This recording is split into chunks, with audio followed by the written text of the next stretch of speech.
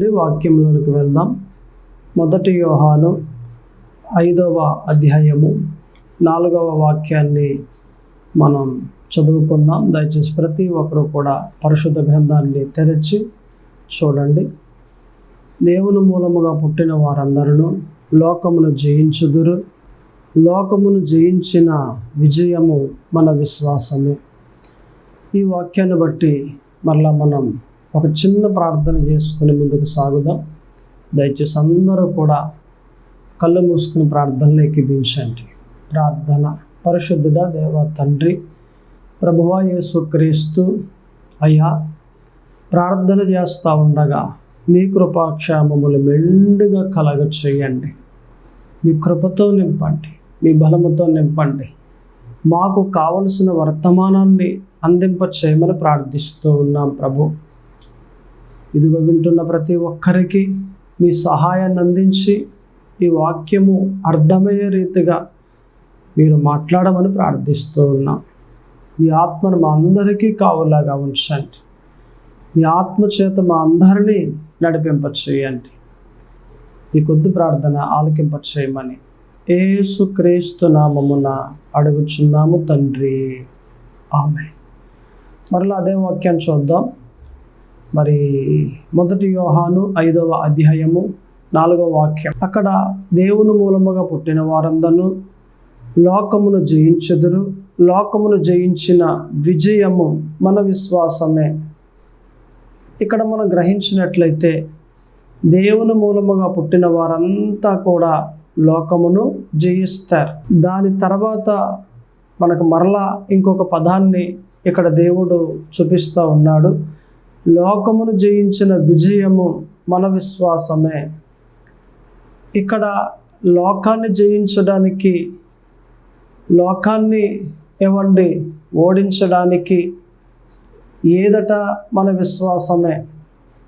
అంటే మనము జయించాము అని అంటే, విజయం పొందుకున్నాము అని అంటే అది ఏటట మన విశ్వాసమే. దేవుని ఎదుట మన విశ్వాసాన్ని కలిగి కనపరుస్తూ ఉంటే నిశ్చయముగా దేవుడు మనందరినీ కూడా మరి జయించే వారిగా ఉంచి ఒక ఉన్నతమైన స్థాయిలోనికి దేవుడు తీసుకుని వస్తారు. ఆ రోజుల్లో కూడా మన పితరులు విశ్వాసాన్ని బట్టి రాజ్యములు జయించారు. విశ్వాసాన్ని బట్టి యుద్ధానికి వెళ్ళిన వారంతా కూడా వారందరినీ ఓడించి జయించి గెలిచి వచ్చినట్లుగా మనమంతా కూడా చూస్తూ ఉన్నాం. హెబ్రీలో వ్రాయబడి ఉంది కదా, వారు విశ్వాసము చేత రాజ్యములను జయించిరి అని. విశ్వాసం ఉంటే మనము జయిస్తాం. అంతేకాకుండా ఇక్కడ విజయము అనే పదం మనం చూస్తున్నాం కదా. విజయము ఈరోజు మనం తీసుకుంటున్న ఈ టాపిక్ దేన్ని బట్టి మనం తీసుకుంటా ఉన్నాం అని అంటే, విజయము అనే దాన్ని బట్టి మనము ఈ టాపిక్ తీసుకుంటా ఉన్నాం. ఎవరు జయిస్తారు, ఎవరు విజయాన్ని పొందుకుంటారు అనేది మనం ఆలోచన చేస్తే, ఇక్కడ విజయాన్ని పొందుకోవడానికి 3 మాటలు మనకు కనిపిస్తూ ఉన్నాయి. అందులో మొదటి మాట మనం చూస్తే, సమయాన్ని వృధా చేయకూడదు. మనము విజయాన్ని పొందుకోవాలి అనంటే మనము మొదటిగా మనం చేయవలసిన పని ఏంటంటే సమయాన్ని వృధా చేయకూడదు. ఆ మాటలు మనకి ఎక్కడ కనిపిస్తాయి? పౌలు గారు రాసిన పత్రిక ఎఫెసీ 5వ అధ్యాయము 15వ వాక్యంలో మనకు కనిపిస్తాయి. దినములు చెడ్డవి గనుక మీరు సమయమును పోనీయక సద్వినియోగము చేసుకొనొచ్చు, అజ్ఞానుల వలె కాక జ్ఞానుల వలె నడుచుకున్నట్లు జాగ్రత్తగా చూచుకొనుడి. ఇక్కడ మనం చూస్తే దినములు చెడ్డవి గనుక అన్న తర్వాత మీరు సమయమును పోనీయక అనే పదాన్ని ఇక్కడ పరిశుద్ధాత్మ దేవుడు తేటగా వ్రాయించారు పౌలు గారి ద్వారా. అంటే మనము సమయాన్ని ఏం చేయాలట? పోనివ్వకూడదు. 1 గంట సమయం ఉందనుకోండి, ఆ గంట కూడా ప్రార్థన చేసుకుంటూ ఉండాలి, దేవునితో మాట్లాడుతూ ఉండాలి, లేదా బైబిల్ చదువుతూ ఉండాలి.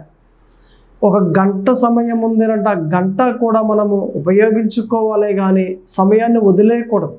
కొంతమంది చూడండి, ఈరోజు అంటే పనిలోకి వద్దామనుకున్నాను కానీ అంటే ఆకాశం మబ్బుగా ఉంది కదా, దాన్ని బట్టి ఈ రోజుకి రానులే అనేసి బద్దకిస్తూ ఉంటారు. అంటే ఒక రోజున ఏం చేశారట ఆ వ్యక్తి? ఆ రోజంతా మాట్లు కూడా ఖాళీగా ఇంట్లో ఉండి ఆ సమయాన్ని వృధా చేసాడు. అంటే ఒక్క రోజుని వృధాపరచకూడదు, ఒక గంటను వృధాపరచకూడదు. అంటే మనకు దేవుడిచ్చిన ఈ సమయాన్ని వృధా చేయకుండా సమయాన్ని ఉపయోగించుకుంటూ ఉంటే మన జీవితాలన్నీ కూడా బాగుంటాయి. ప్రతి గంట ప్రతి గడియ ఏమన్నా ఉపయోగించుకుంటూ ఉండాలి కానీ వదిలేయకూడదు. ఇప్పుడు సాధారణంగా మనం ఆలోచన చేస్తే ఇప్పుడు నిన్నటి దినాన్న ఆ రోజు గడిచిపోయింది, అయిపోయింది. ఇప్పుడు ఆ రోజు మరలా తిరిగి వస్తుందా మనకి? రాదు. రోజు వరకు అట్టే ఉంచండి. ఇప్పుడు దీనికి ముందరున్న ఒక గంట గడిచిపోయింది, ఆ గంట మరలా తిరిగి వస్తుందా? రాదు. అంటే పోయిన సమయము తిరిగి రాదు. ఇది ఎక్కడైనా మనము చెప్పుకోదగినదే. సమయము గతించిపోతూ ఉంటుంది కానీ గతించిపోయిన సమయం మరలా తిరిగి రాదు. గతించిపోయిన రోజు మరలా తిరిగి రాదు. గతించిపోయిన మంత్ మరలా తిరిగి రాదు. గతించిపోయిన సంవత్సరము తిరిగి మరలా రాదు. మరలా రాదు అని అంటే ఆ సమయం ఎంత విలువైనది. ఈ సంవత్సరానికి ఇలా బ్రతికేస్తానులేండి, వచ్చే నెక్స్ట్ ఇయర్ ఉంది కదా, నెక్స్ట్ ఇయర్లో నేను చక్కగా మారిపోయి దేవుళ్ళో చాలా మంచిగా సాగుతానండి అంటే ఈ సంవత్సరం అంతా కూడా గంతులు వేసేస్తారు, ఈ సంవత్సరం అంతా కూడా అలరా చేసేస్తారు, ఈ సంవత్సరం అంతా కూడా నచ్చినట్లుగా బ్రతికేస్తారు. అంటే ఈ సమయాన్ని ఏం చేస్తున్నారు? వృధా చేసుకుంటూ ఉన్నారు. ఈ సంవత్సరమే మారిపోతే, ఈ సంవత్సరమే దేవునికి అనుకూలంగా తీర్చబడితే, ఈ సంవత్సరమే దేవునికి దగ్గర అయిపోతే ఇక నువ్వు దీవించబడతావు కదా, వర్ధిల్లుతావు కదా. ఇక వచ్చే సంవత్సరము నెక్స్ట్ ఇయర్ అని ఎందుకంటున్నావు? మరికొందరు ఉన్నారు కదా, ఇటువంటి మాటలన్నీ కూడా ఎక్కువగా వాడుతూ ఉండి మారు మనసు పొందకుండా ఇలాగునే అల్లరితో కూడిన ఆటపాటలు లేదా పాపంతో కూడిన క్రియలు చేసుకుంటూ ముందుకు వెళ్ళిపోతారే కానీ ఏమండి మారరు. మారకపోతే దేవుని ఎలాగొస్తుంది? రాదు కదా. మనం మారితేనే మన బ్రతుకులు మార్చబడతాయి, మనం మారితేనే మన జీవితాలు మార్చబడతాయి, మనం మారితేనే మన కుటుంబాలు మార్చబడతాయి, మనం మారితేనే మన పిల్లలు మార్చబడతారు. మనం మారలేదనుకోండి మన పిల్లలు కూడా మారరు. చాలామంది ఎలాగట, నా జీవితం ఏదో ఎలా వెళ్ళిపోతుందండి, నా పిల్లలు బాగుండాలి అని కోరుకుంటూ ఉంటారు. పిల్లలు బాగుండాలని కోరుకుంటాం మంచిదే కానీ మరి నువ్వు మారకుండా వాళ్ళు ఎలా మారుతారట? ఇతరున్నాడే సిగరెట్ కాలుస్తూ ఉంటాడు, తన కొడుకు సిగరెట్ కాల్చకూడదు అనుకుంటాడు.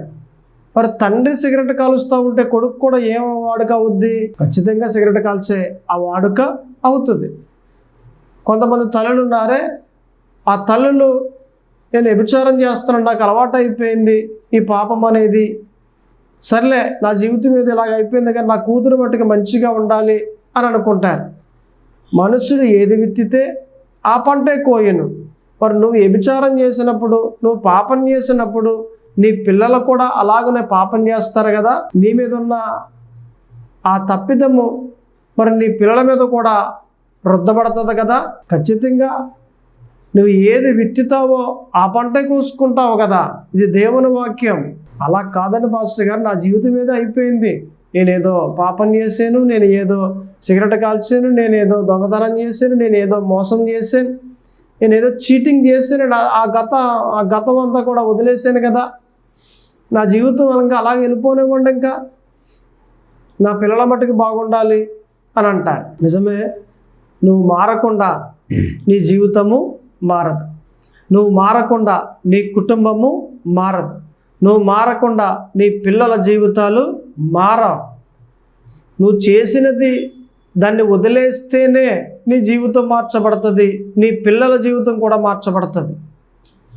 నిజమే, వ్యభిచారమే చేసేవో, లేకపోతే మోసమే చేసేవో, లేకపోతే ఇంకా మర్డరే చేసేవో, లేకపోతే ఇంకా అల్లరితో కూడిన ఆటపాటలే ఆడేవో, లేకపోతే ఇంకా ఏదో దేవునికి విరోధమైన తప్పేదో చేసేవో, ఆ తప్పిదాలన్నీ కూడా నువ్వు వదిలేస్తే నీ జీవితం బాగుపడుతుంది, నీ పిల్లల జీవితాలు కూడా బాగుపడతాయి.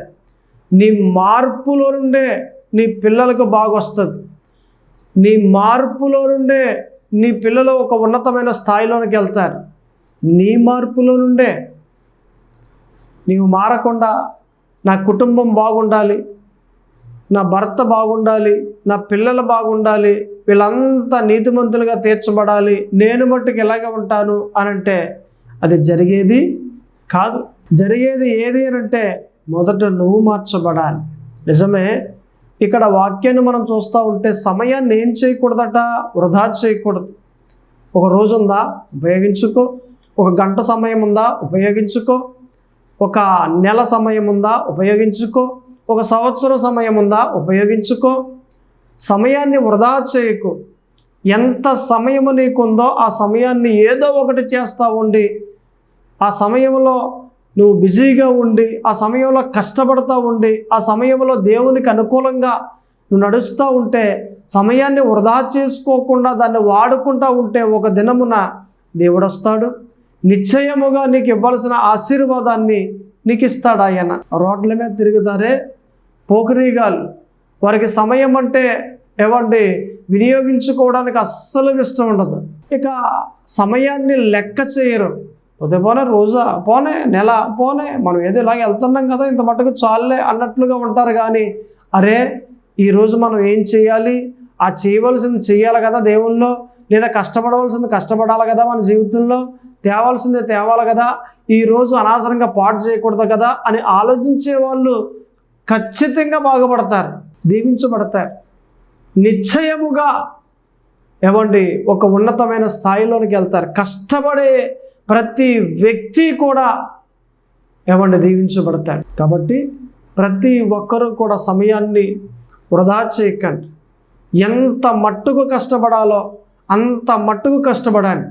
మీ శక్తి లోపం లేకుండా కష్టపడండి. కష్టపడి పని చేయాలి, కష్టపడి ముందుకు సాగాలి, కష్టపడి జాబ్ చేయాలి, కష్టపడి వ్యవసాయం చేయాలి, కష్టపడి వ్యాపారం చేయాలి, కష్టపడి కూలి పనికి వెళ్ళాలి, కష్టపడి నువ్వు ఏ పని చేస్తున్నావో ఆ పనులన్నీ కూడా కష్టపడి చేస్తూ ఉంటే దేవుడు వస్తాడు, నీ కష్టాన్ని చూస్తాడు.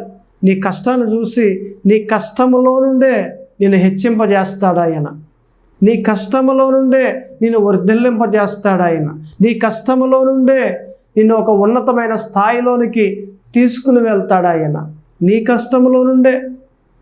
చాలామంది చూడండి, అయ్యా పాస్టర్ గారు నేను బాగా డబ్బు సంపాదించాలి, అందుకే నేను వేరే దేశం వెళ్ళిపోతానండి, లేదా వేరే సిటీకి వెళ్ళిపోతానండి, మాది చిన్న గ్రామం కదా అంచేత నాకు ప్రార్థన చేయండి, నేను బాగా 4 రూపాయలు సంపాదించాలి అని అంటారు. అంటే సిటీకి వెళ్ళిపోతే డబ్బు సంపాదించేస్తాం, వేరే దేశం వెళ్ళిపోతే డబ్బు సంపాదించేస్తాం. ఇది అబద్ధం. ఇది అబద్ధం. ఇట్ ఈజ్ లై. మరి ఏది నిజం? యెహోవా ఆశీర్వాదము ఐశ్వర్యమునిచ్చును, అది నరుల కష్టము చేత ఎక్కువ కాదు. ఇది నిజం. It is truth. నిజమండి, ఇది అబద్ధం కాదు. యెహోవా గాని ఒక వ్యక్తిని ఆశీర్వాదిస్తే ఆ వ్యక్తి నిజంగా దీవించబడతాడు. ఐశ్వర్యము ఆ వ్యక్తికి కలుగుద్ది. యెహోవా అంటే మన దేవుడు ఆశీర్వదించాలి. ఆయన ఆశీర్వాదంలో నుండి ఆ వ్యక్తికి ఐశ్వర్యం కలుగుద్ది. ఆయన ఆశీర్వాదములో నుండి ఆ వ్యక్తికి దీవెన కలుగుద్ది. ఆయన ఆశీర్వాదములో నుండి వెండి బంగారములు కలుగుతాయి. ఆయన ఆశీర్వాదములో నుండి పొలాలు స్థలాలు కలుగుతాయి. ఆయన ఆశీర్వాదములో నుండి ఇల్లు, ఏమంటే నగ, ఏది కావాలో ప్రతి ఆశీర్వాదము, ప్రతి దీవెన, ప్రతి ఈవి ఆయన ఆశీర్వదిస్తే ఆ ఆశీర్వాదంలో నుండి కలుగుద్ది. ఆయన ఆశీర్వాదంలో నుండి కలుగుద్దే కానీ ఏదో మనం వెళ్ళిపోయి సిటీలో వర్క్ చేసేసి లేదా వేరే దేశానికి వెళ్ళిపోయి అక్కడ వర్క్ చేసేసి నేను దీవించబడిపోతా అని అంటే అది జరిగేది కాదు. కష్టపడాలి, కష్టపడి పని చేయాలి. మన కష్టానికి పైగా ఏముండాలట? యెహోవా ఆశీర్వాదం ఉండాలి. కష్టం మీద ఆనుకుని కాదు, కష్టం మీద ఏమండి ఆధారపడి కాదు, యెహోవా ఆశీర్వాదం మీద ఆధారపడాలి. అది జీవితం అంటే. అప్పుడు ఆ వ్యక్తి దీవించబడతాడు. అంతేగాని దేవుడు ఆశీర్వాదం లేకుండా నువ్వు ఎక్కడికి వెళ్ళినా అది దీవెన రాదు. అందుకే ఒక సామెత ఉంది కదా, ఏ రేవుకి వెళ్ళినా ముళ్ళపరిగా అన్నట్లుగా వేరే రాష్ట్రం వెళ్ళినా, వేరే జిల్లా వెళ్ళినా, వేరే కంట్రీ వెళ్ళినా, నువ్వు ఎక్కడికి వెళ్ళినా కూడా నీకు ఆ దీవెన కలగదు. కారణం ఏంటో తెలుసా? యెహోవా ఆశీర్వాదం లేదు కాబట్టి. అలాగని వేరే కంట్రీ వెళ్ళొద్దని చెప్తున్నానా? కాదే. వేరే రాష్ట్రం వెళ్ళొద్దని చెప్తున్నానా? కాదే. దేవుడు నిన్ను ప్రేరేపింపజేస్తే ఇక్కడుండు, లేదా వేరే రాష్ట్రానికి వెళ్ళు, లేదా వేరే కంట్రీకి వెళ్ళు, అది నీ ఇష్టం. కానీ యెహోవా ఆశీర్వాదము నీకుండాలి. ఇది ఫస్ట్ ఆఫ్ ఆల్. యెహోవా ఆశీర్వాదము మొదటగా నీకు ఉన్నట్లయితే నువ్వు అప్పుడు కష్టపడతా ఉంటే, కష్టపడి వర్క్ చేస్తూ ఉంటే నిశ్చయముగా దీవిస్తాడు ఆయన. ఇక రెండవ మాటలోకి మనం వెళ్దాం. చూడండి, ఎక్కడనంటే మనకు కనిపిస్తూ ఉంది ఫిలిప్పీ, పౌలు గారు రాసిన పత్రిక ఫిలిప్పీ 3వ అధ్యాయము 14వ వాక్యం. క్రీస్తు యేసునందు దేవుని ఉన్నతమైన పిలుపునకు కలుగు బహుమానమును పొందవలనని గురు యొద్దకే పరిగెట్టుచున్నాను. ఈ మాటను బట్టి మనం చూస్తే ఎవరైతే గురి కలిగి ఉంటారో వారంతా కూడా మరి గమ్యానికి చేరుకుంటారు, వారంతా కూడా ఒక ఉన్నతమైన స్థాయికి వెళ్తారు అనే మాట ఇక్కడ మనం చూస్తూ ఉన్నాం. అంటే పౌలు మాట్లాడుతున్న ఈ మాటలో మనం అర్థం చేసుకుంటే, మనము విజయము పొందాలి అంటే గురి కలిగి ఉండాలి. గురి అంటే పలానా చోటకి నేను వెళ్తాను అనే గురి, నేను ఎలాగో కడతాను అనే గురి. ఒక నిజానికి ఒక ఇల్లు కట్టాలనుకోండి, ఆ ఇంటి నిమిత్తమై ఒక మంచి విశ్వాసం కలిగి దేవుడు నాకు మంచి ఇంటిని ఇస్తాడు, ఆ ఇంటిని కట్టాలి అనే గురి కలిగి ఉండటం. ఆ గురి ఎవరైతే కలిగి ఉంటారో నిశ్చయముగా వారంతా కూడా దీవించబడతారు. ఆ గురి యొద్దకు అంటే గమ్యము యొద్దకు చేర్చబడతారు. గురే లేదనుకోండి, ఇక ప్రయోజనమే లేదు. ఇప్పుడు ఎవరైనా సాధారణంగా తయారయ్యి పలానా చోటకి వెళ్తున్నారు అనుకోండి, తయారై రోడ్డు మీదకి వచ్చారు, అయ్యా మీరు ఎక్కడికి వెళ్తున్నారు అని అంటే, పలానా రాజమండ్రి వెళ్తున్నామండి అని అంటారు. అదే కానీ అడగగానే మీరు ఎక్కడికి వెళ్తున్నారు అని అన్నప్పుడు, లేదండి ఎక్కడికి వెళ్తున్నారు నాకు అంత ఆలోచన ఏమీ లేదండి. మరి ఎందుకు వచ్చారు ఇక్కడికి అంటే, తయారై వచ్చాను ఎక్కడికో చోటకి వెళ్దామని అని అంటే, వారికి ఏమీ లేదట, గురి లేదు. పలానా రాజమండ్రి వెళ్ళి లేదా పలానా రావులపాలెం వెళ్ళి ఆ పని చూసుకుని వద్దాం అనే ఒక గురి లేదు. మరి గురి లేనప్పుడు ఎక్కడికి వెళ్తారట, ఎక్కడికి వెళ్తారో వారికే తెలియదు. అంటే అడ్రస్ లేని ఏమంటే ఉత్తరము మద్రాసు వెళ్ళింది అనే మాటను బట్టి మరి గురి లేని వ్యక్తి ఎక్కడికి వెళ్తాడో ఆ వ్యక్తికే తెలియదు. కాబట్టి ప్రతి ఒక్కరూ కూడా గురి కలిగి ఉండాలి. మనం దీవించబడాలన్నా, ఒక ఉన్నతమైన స్థాయిలోనికి రావాలన్నా, మన విజయాన్ని పొందుకోవాలన్నా, మనం సాధించాలి అని అంటే రెండవదిగా మనకు కావాల్సింది గురి. ఈ గురి కలిగి మనం ఉండగలిగితే నిశ్చయముగా విజయాన్ని పొందుకుంటాం, నిశ్చయముగా మనము సాధిస్తాం. సాధించిన వారి లెక్కల్లో మన పేరుండాలి, జయించిన వారి లెక్కల్లో మన పేరుండాలి. చూడండి, నిజానికి పౌలు గారు రాసిన పత్రికలో హెబ్రీ గ్రంథంలో మనకు కనిపిస్తాయి కొన్ని పేర్లు. నీతిమంతుల పట్టిక 11వ అధ్యాయంలో మనకు కనిపిస్తాయి. అందులో పేర్లన్నీ కూడా అబ్రహాము గురించి, అలాగనే ఇస్సాకు గురించి, అలాగనే యాకోబు గురించి, అలాగనే మోసే గురించి ఇలాగనే రాసుకుంటా వచ్చి ఇంకా గిద్యోను, అలాగనే బారాకు, అలాగనే మరి వేసైన రహాబు, అలాగనే సంసోను, ఇలాగనే కొన్ని పేర్లన్నీ రాసుకుంటా అక్కడ పౌలు మరి వచ్చాడు. ఆ పేర్లన్నీ కూడా ఏ పట్టికట? నీతిమంతుల పట్టిక. ఆ జాబితాలోనికి పేర్లన్నీ రాసుకుంటా వచ్చాయి. ఇప్పుడు నేను అంటాను, ఇంతమంది విజయాన్ని పొందారండి, ఇంతమంది సాధించారండి అని అంటే, అలా సాధించిన వారి పట్టికలో, అలా సాధించిన వారి జాబితాలో మన పేరు కూడా వ్రాయబడి ఉండాలి. అది భక్తి అంటే. మనం జయిస్తూ ఉన్నామా, ఓడిపోతూ ఉన్నామా? మనం మొదలుపెట్టిన ఆ పనిలో విజయాన్ని పొందుకుంటా ఉన్నామా, లేకపోతే అపజయమే వస్తూ ఉందా? మనం సాధిస్తూ ఉన్నామా, సాధించలేకపోతూ ఉన్నామా? ఏ పని చేయనివ్వండి, అది వ్యాపారం కానివ్వండి, వ్యవసాయం కానివ్వండి, లేకపోతే కూలి పని కానివ్వండి, లేకపోతే జాబ్ కానివ్వండి, లేకపోతే ఇంకొకటి ఏదో ఒకటి కానివ్వండి, మనం విజయాన్ని పొందుకుంటా ఉన్నామా? సాధిస్తూ ఉన్నామా? సాధించాలి. సాధించకపోతే ప్రయోజనమే లేదు. అలాగున విజయం సాధించాలి అంటే ఏమండి, మొదటిగా మనకు కావాల్సింది ఏంటంట? సమయాన్ని వృధా చేయకూడదు. రెండవదిగా మనకు కావాల్సింది ఏంటంట? గురు యొద్దకు పరిగెట్టాలి అని అంటే గురి కలిగి ఉండాలి. ఇక్కడ పౌలు రాయబడిన మాటను బట్టి మనం చూస్తే ఏమండి, నేను బహుమానము పొందవలనని గురు యొద్దకే పరిగెట్టుచున్నాను. బహుమానం కలగాలి అని అంటే, విజయాన్ని సాధించాలి అని అంటే గురి యొద్దకే పరిగెట్టాలి. ఈలోగా ఎట్టి పరిస్థితుల్లో ఎన్ని ఆటంకాలు వచ్చినా గురుని మట్టికి మర్చిపోకూడదు. మన గురి, మన గమ్యం, మన వాగ్దానం ఎప్పుడు మన జ్ఞాపకం చేసుకుంటూ ఉండాలి. పక్కదారి మళ్లించడానికి అపవాది అనేక రకాలుగా వస్తూ ఉంటాడు.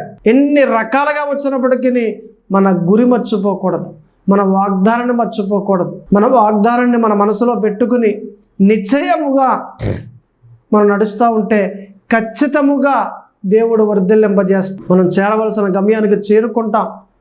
మనము ఎక్కడికైతే వెళ్ళాలో అక్కడికి దేవుడు తీసుకుని వెళ్తాడు. ఆయన ఏదైతే పొందుకోవాలో అది పొందుకోవడానికి దేవుడు కృప చూపిస్తాడు ఆయన. కాబట్టి మనమంతా కూడా మనం ఏం చేయాలట? గురి యొద్దకే పరిగెట్టాలి. గురి, ప్రతి ఒక్కరూ కూడా గురిని చూస్తూ ఉండాలి, గురి కలిగి ఉండాలి, గురి యొద్దకే పరిగెడుతూ ఉండాలి. ఒక ప్రాంతంలో మహారాజు గారు ఉన్నారు. ఆయనకి 2 కుమారులు. ఆ 2 కుమారుల్లో ఒక వ్యక్తిని రాజుగా చేయాలి అనే ఆలోచన కలిగి ఉన్నాడు మహారాజు. బాగా ముసలోడు అయిపోయాడు, మంచాన పట్టేశాడు.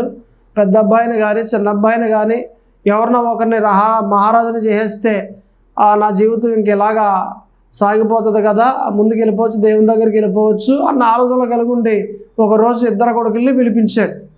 ఒరే, మీ ఇద్దరిలో ఒకరు రాజు అవ్వాలరా, ఎవరు అవుతారు చెప్పండి, వారిని రాజుగా చేస్తాను అని అన్నాడు. పెద్ద అబ్బాయి అన్నాడు కదా, డాడీ నేను అవుతాను అని చెప్పాడు. చిన్న అబ్బాయి అన్నాడు కదా, డాడీ నేను అవుతాను అని చెప్పాడు. ఇలాగైతే ఎలాగరా, ఇద్దరు అవుతారంటే ఇద్దరిని అక్కడ చేయండి, నేను ఇద్దరిలో ఒక్కరిని చేస్తా నేను అంటే, లేదు నేను అవుతానంటే నేను అవుతానంటే ఇద్దరు అంటున్నారు.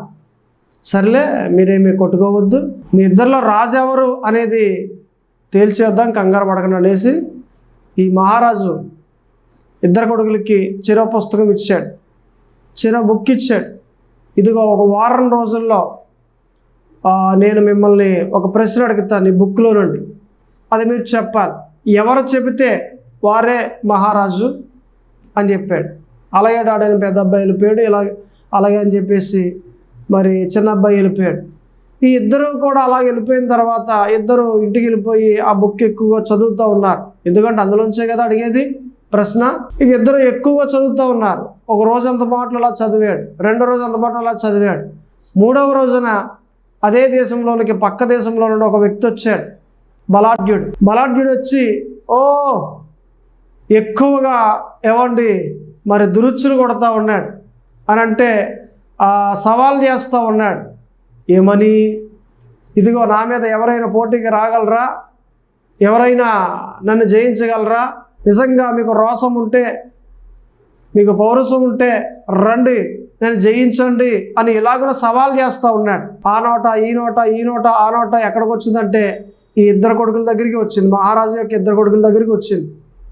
నిజానికి మహారాజు పెద్ద అబ్బాయి బలాఢ్యుడు, చాలా యుద్ధవీరుడు. చిన్న అబ్బాయి యుద్ధవీరుడు కాదు కానీ జ్ఞానం గలవాడు, చాలా జ్ఞానవంతుడు. అయితే ఎప్పుడైతే ఆ మాట వచ్చిందో ఈ పెద్ద అబ్బాయి, రాజుగారి యొక్క పెద్ద అబ్బాయి వెళ్ళాడు, కత్తి తీసుకుని డాలు తీసుకుని వెళ్ళాడు. ఆ వ్యక్తిని మరి జయించి 1 రోజు కాదు, 2 రోజులు కాదు, 4 రోజులు ఏకదాటిగా మరి అతనితో పాటు యుద్ధం చేసి 4వ రోజు ఆఖరి రోజున జయించేసరికి ఆ విజయం వచ్చేసింది. కాకపోతే తెల్లవారేసరికి తండ్రి దగ్గరికి రావాలి, వచ్చాడు. చిన్న అబ్బాయి కూడా వచ్చాడు. ఒక ప్రశ్న అడిగాడు తండ్రి.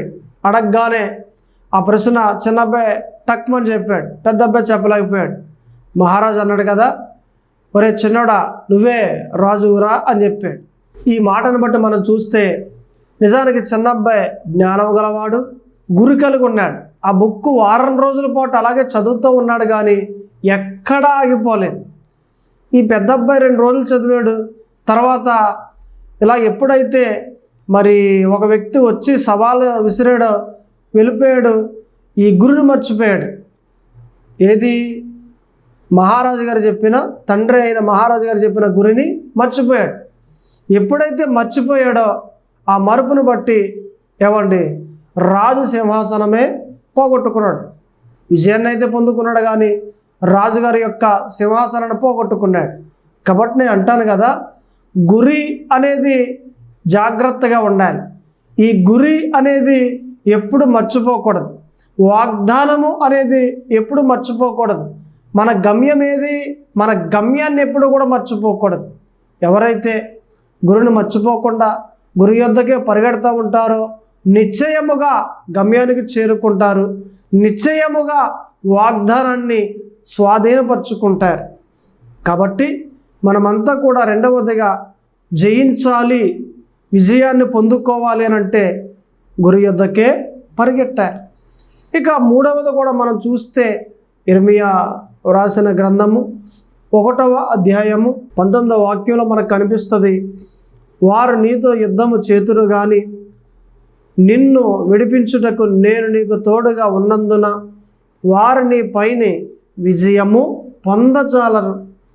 ఇక్కడ చూసినట్లయితే నేను నీకు తోడుగా ఉన్నందున వారు నీ పైన విజయము పొందజాలరు అంటే దేవుడు ఒక వ్యక్తికి తోడుగా ఉంటే ఆ వ్యక్తి విజయం పొందుకుంటాడు, ఆ వ్యక్తి జయిస్తాడు, ఆ వ్యక్తి సాధిస్తాడు. అంటే మన విజయాన్ని పొందుకోవాలి అంటే మూడవదిగా ఏం కావాలట?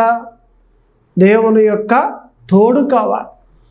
ఎవరికైతే దేవుని యొక్క తోడు ఉంటుందో, దేవుడు ఎవరికైతే తోడుగా ఉంటారో ఆ వ్యక్తి నిశ్చయముగా దీవించబడతాడు. ఆదికాండములో 39వ అధ్యాయంలో 23వ వాక్యంలో మనకు కనిపిస్తుంది యోసేపు గురించి.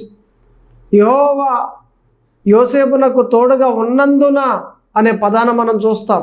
నిజమే, మరి దేవుడు ఎవరికట యోసేపునకు తోడుగా ఉన్నారు కాబట్టి అన్నగారులు గోతులో పాడేసినప్పటికీ, అన్నగారులు ఏమన్నా అమ్మేసినప్పటికీ తమ్ముడైన యోసేపుని, ఆ యోసేపు అనేవాడు ఒక ఉన్నతమైన స్థాయికి వెళ్ళాడు. ఎందుకని? యెహోవా తోడు ఉన్నందున. ఆ యెహోవా తోడు నీకుంటే, ఆ యెహోవా తోడు నాకుంటే, ఆ యెహోవా తోడు మనందరికీ ఉంటే ఒక ఉన్నతమైన స్థాయిలోనికి చేరుకుంటాం. నిజమే, మనం సాధించాలంటే, మన విజయాన్ని పొందుకోవాలంటే, మనము జయించాలంటే మొదటిగా సమయాన్ని వృధా చేయకూడదు. రెండవదిగా గురి యొద్దకు పరిగెట్టాలి. మూడవదిగా దేవుని యొక్క తోడు ఉండాలి. ఆ వ్యక్తి ఒక ఉన్నతమైన స్థాయిలోనికి వెళ్తాడు, విజయాన్ని పొందుకుంటాడు, సాధిస్తాడు, జయిస్తాడు. కళ్ళు మూసుకోండి, ప్రార్థన చేసుకుందాం. ప్రతి ఒక్కరూ కూడా ప్రార్థనలో ఎక్కిపించండి. ప్రార్థన. పరిశుద్ధుడా దేవా తండ్రి, ప్రభువా యేసు క్రీస్తు అయ్యా, ఇదిగో ప్రభువా, ప్రార్థన చేస్తూ ఉండగా మీ కృపాక్షేమములు మెండుగా కలగజేసి మీ కృపతో జ్ఞాపకం చేసుకోమని ప్రార్థిస్తూ ఉన్నాం. నిజమే, మేము సాధించాలి అని అంటే, మేము జయించాలి అని అంటే అయ్యా మాకు 3 మెట్లు తెలియజేశారు ప్రభువ. సమయాన్ని వృధా చేయకూడదు, గురి యొద్దకే పరిగెట్టాలి, దేవుని తోడు మా అందరికీ ఉండాలి అని మీరు మాతో మాట్లాడిన ఈ మాటలను బట్టి వందనాలు, స్తోత్రములు. మేము అలాగున ఉండులాగున కృప చూపించండి. ఇదిగో ఎందరైతే వాక్యాన్ని వింటా ఉన్నారో వీరందరినీ దీవించండి, వీరందరినీ బలపరచండి. ఎవరికైతే వారి ఆరోగ్యం లేదో, అనారోగ్యంతో ఉన్నారో వారిని దీవించి బలపరిచి ఆరోగ్యపరిచి పరిపూర్ణమైన స్వస్థత వీరికి కలగచేయమని యేసు క్రీస్తు నామమున అడుగుచున్నాను తండ్రి. ఆమేన్.